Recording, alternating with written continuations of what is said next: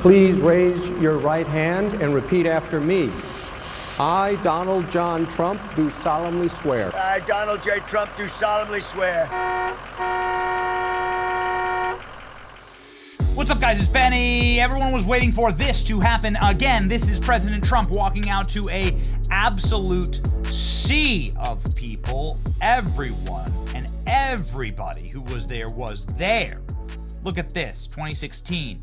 And President Trump has only gotten more popular. Look at as far back as the eye can see. See people there in these stands as Donald Trump takes the stage and is welcomed. You got the Obamas there, you got the Clintons, everyone's clapping.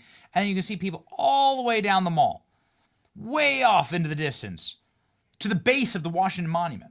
Ladies and gentlemen, this entire shot would have been filled to the brim. Hundreds of thousands of MAGA faithful and America First traveling to Washington, D.C. right now, and I know many of them.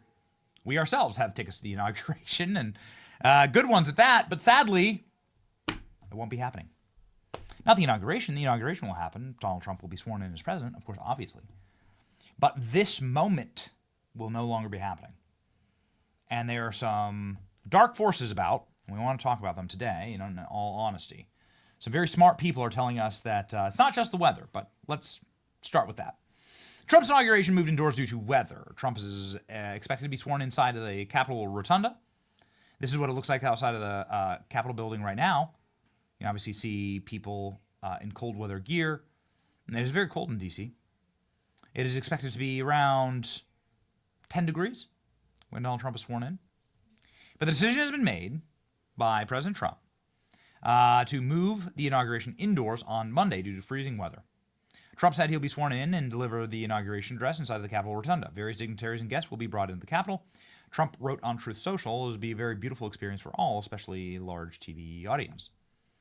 Here's the post with Donald Trump posting the cold weather chills, noting that in Washington, D.C., you're going to be seeing sub-zero temperatures, which is very rare for Washington, D.C.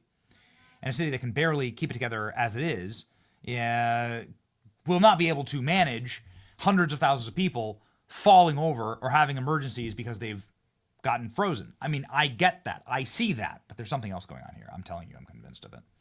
We've been covering this. Here we go. January 20th can't come fast enough. And even though that initially opposed victory of President Donald Trump and Trump administration, I just want it to happen. It's my obligation to protect the people of our country. But before we even begin, we have to think about the inauguration itself. The weather forecast for Washington, D.C. is with a wind chill factor. It could take temperatures in the severe lows. There are Arctic blasts sweeping the country, and I don't want to see people hurt, injured, or in any way. Dangerous conditions. Tens of thousands of law enforcement, first responders, canines, horses, and hundreds of thousands of supporters will be outside. In any event, if you decide to come, dress warmly. I have ordered the inauguration address, in addition to prayers and speeches, be delivered in the United States Capitol Rotunda and was used by Ronald Reagan in 1985, also because of very cold weather. The various dignitaries and guests will be brought into the Capitol building and will be a very beautiful experience for all and a TV audience. We will open Capital One Arena, this is the sports arena in Washington, D.C., Monday for live viewing of this historic event and to host the presidential parade. I will join the crowd at Capital One after my swearing in. So they're going to host the presidential parade inside of Capital One Arena. Okay. All other events will remain the same, including the victory rally and 3 other inaugural balls on Monday evening. Be safe. Make America great again. Okay. Everybody's saying something's wrong here.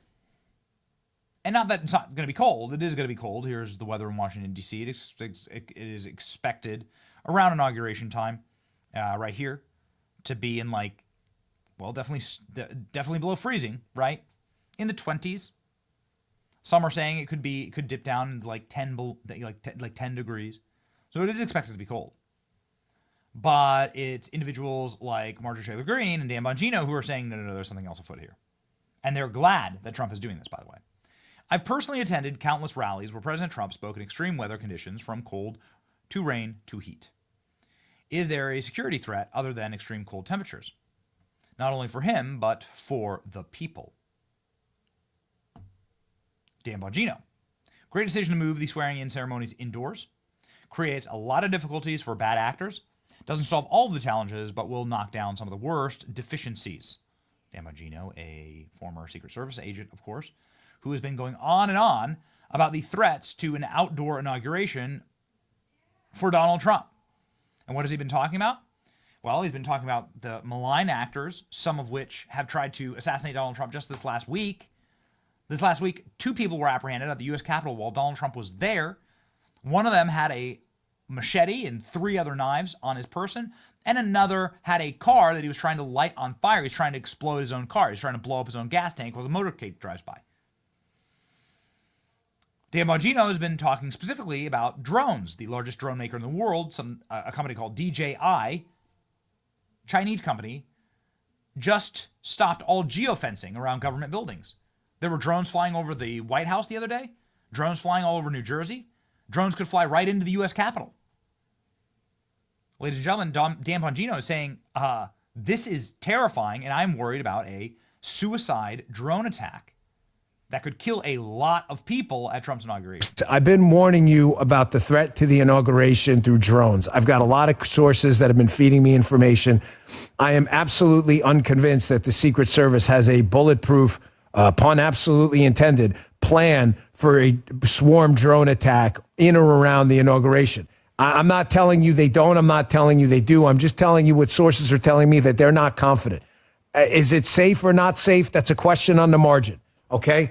I'm not sure. I'm just telling you I'm concerned. I really wish people would have reached out. The Biden administration, of course, can't stand me. They have zero interest in anyone with any expertise in this taking an unbiased look at it because they just don't care. But here we go. Zero Hedge. Chinese drone firm DJI eliminates the automatic no-fly zones 1 week before Trump's inauguration. Oh, my gosh.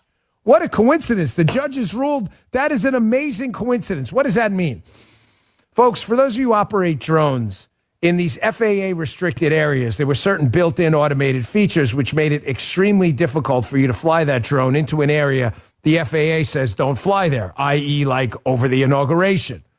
Well, this Chinese firm, can you throw that up again? DJI, which makes a extraordinary number of parts and drones themselves, just conveniently was like, we're going to dump the automatic feature. Now it's just going to be like a warning, and the drone operator will get like a warning, like, don't fly there.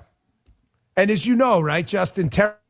So Dan Bongino has been, again, this is just one clip of dozens of clips where Dan Bongino's like, drone attack U.S. Capitol, drone attack U.S. Capitol, drone attack on Donald Trump while he's being inaugurated. We don't have the technology to stop hundreds, thousands of drones flying directly at the U.S. Capitol. We just don't have it. And so if malign actors wanted to do that, then that would be an easy way to potentially harm lots of people, kill lots of people, kill Donald Trump. You know, Xi Jinping, the Chinese president, declined Donald Trump's offer to attend the inauguration, saying, and I quote, "It's too risky."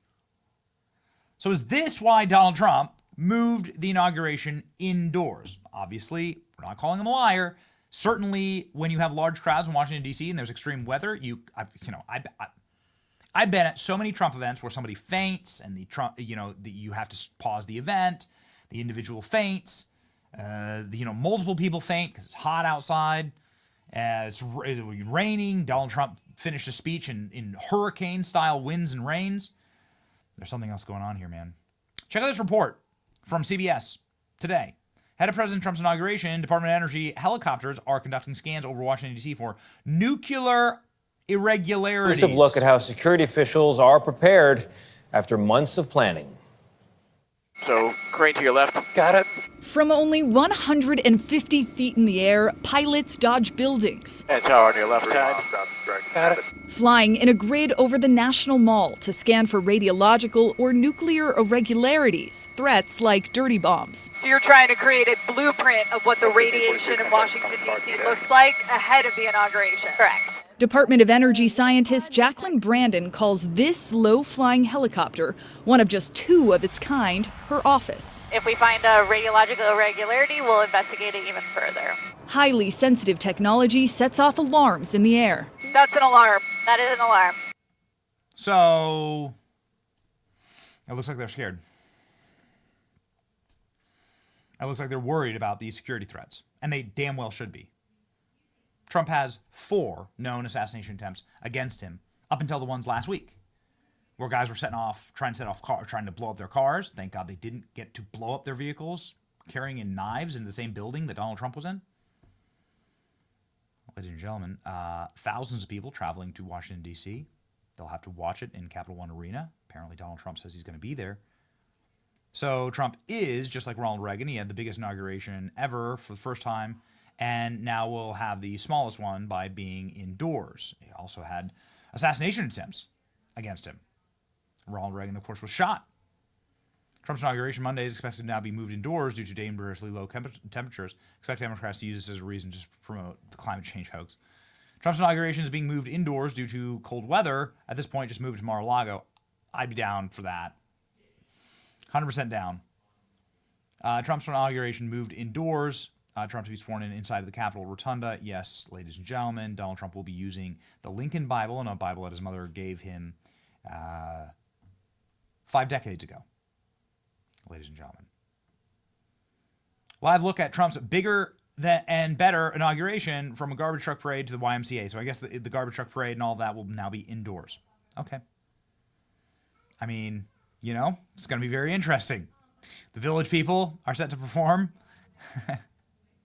Conor McGregor will be there. Oh, man. Waka Flocka, maybe. Some rappers. Antonio Brown. And the dump truck. So we'll see. We'll let Kayleigh McEnany take us away with the differences or similarities between Donald Trump and Ronald Reagan in this moment. I guess they were both shot, right? Live on TV. Here we go. And as we look at this, this has happened twice from what I've researched, 1909 with Howard Taft and then 1985 with Ronald Reagan. And what's interesting to me is the Ronald Reagan comparison, because not only is the inauguration indoors, you have the hostage release, really right before Trump comes in. You had the assassination attempt, Ronald Reagan as well. Trump is kind of a Reagan-esque president in more ways than one. And I think that what this represents, too, is that you don't have to do something just because that's how it was always done. Here's a president that, to me, hallmarks his decision-making in the same way, which is, let me assess the current situation. Here are the factors. It's not tenable to be outside, so we're going to move it inside. I mean, we see this stuff often with other large events, and I think the reality is that the storied history of this and the solemnity and the iconography that we're all going to be watching and how important and crucial this event is, all of that remains the same. And now everyone's going to be a lot more comfortable. And we don't have to look at Bernie Sanders memes and his mittens on, right? The reality is we have here in New York, we're expecting temperatures colder than 2 years past, I believe, historically. So he's absolutely right to protect those Americans that are going to see this historic and wonderful event. So bravo for making a common sense decision that will, in the long run, protect a lot of Americans. And that